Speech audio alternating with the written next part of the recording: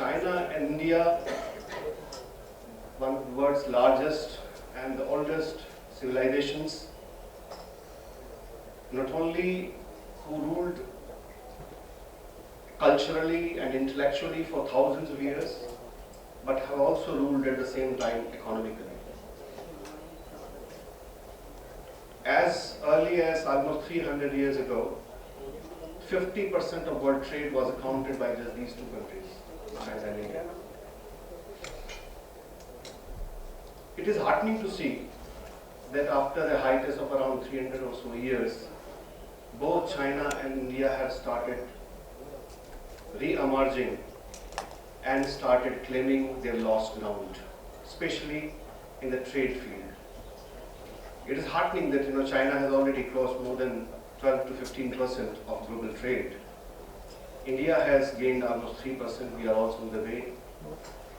In the last decades or so, China has emerged as the factory of the world, as they put it. And also during the same time, India has also emerged as one of the biggest suppliers of services.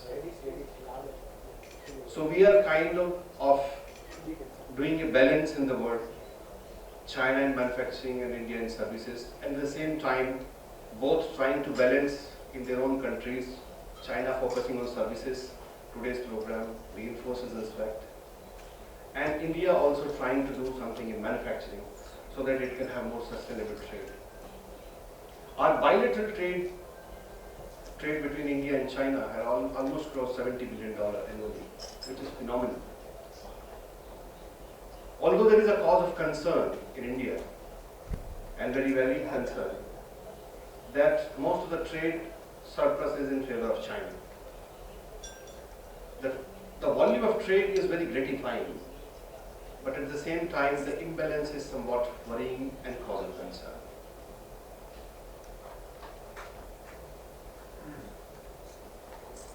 In India, there is a section of society that has come out and started giving short-termist solutions of discouraging China's products in India.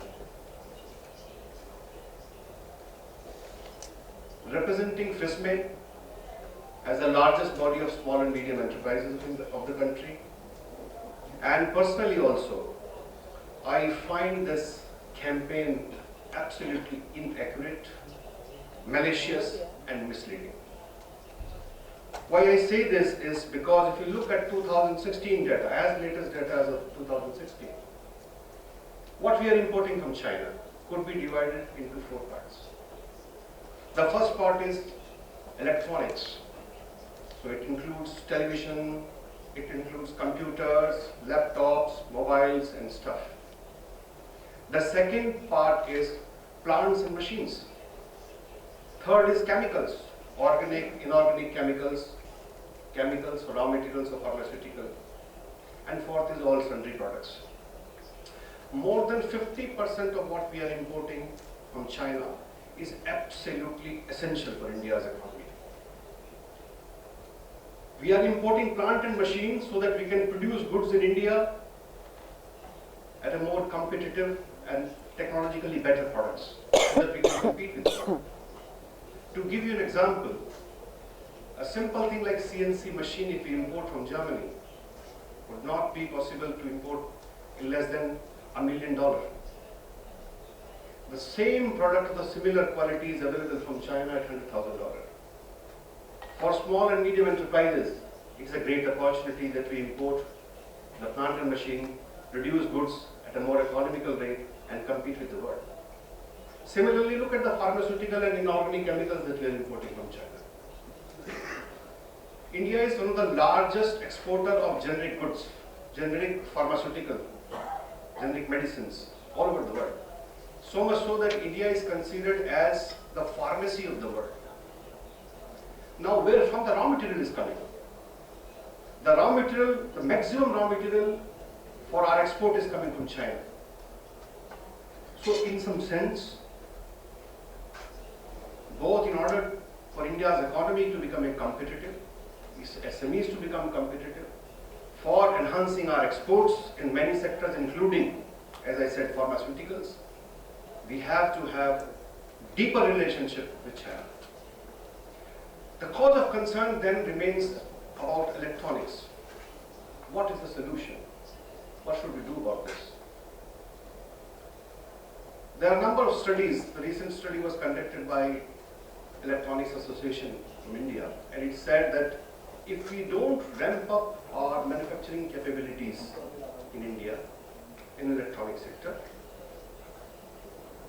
our imports of electronics would be higher than the imports of oil by 2020.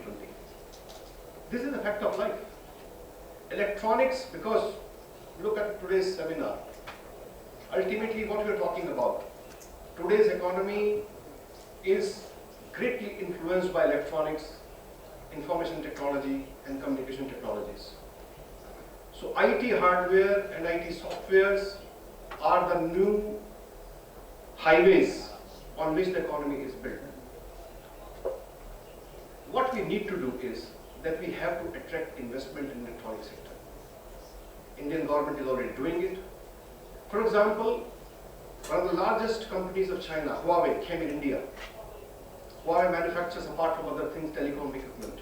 We were importing telecom equipment at 5 to 10 times the price from the European countries.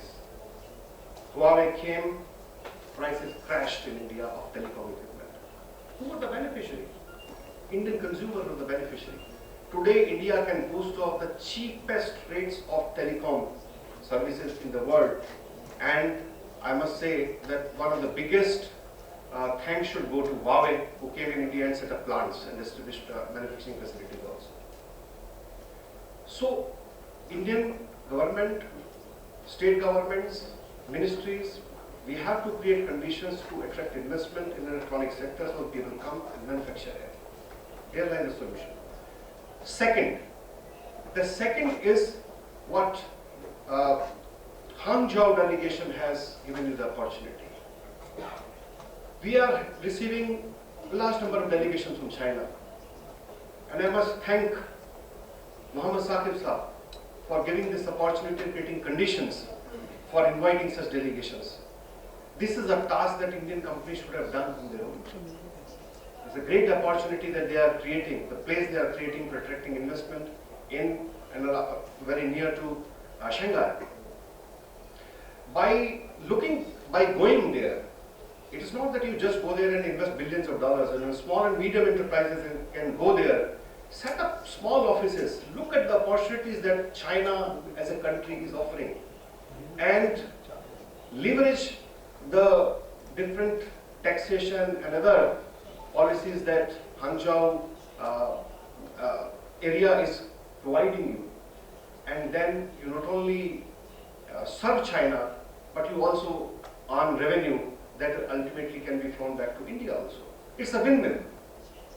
So the another opportunity is that we go to China, we look around for the opportunities not only in the services sector, as for example the Hangzhou delegation is doing today, but in the other manufacturing sector.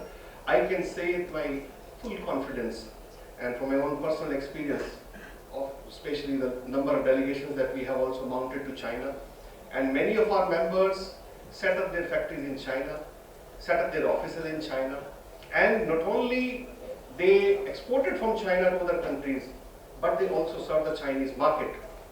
China, let's not forget, it is the second largest economy today in the world. It is also the second largest market in the world.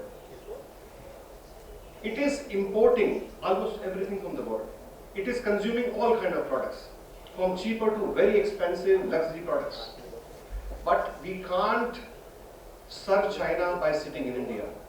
In order to serve China, we need to go there, set up our offices, set up our bases, look what is needed, and take advantage of what Chinese authorities have created in terms of nice, interesting policies, and also the work culture that is there, and excellent infrastructure that they have been able to create.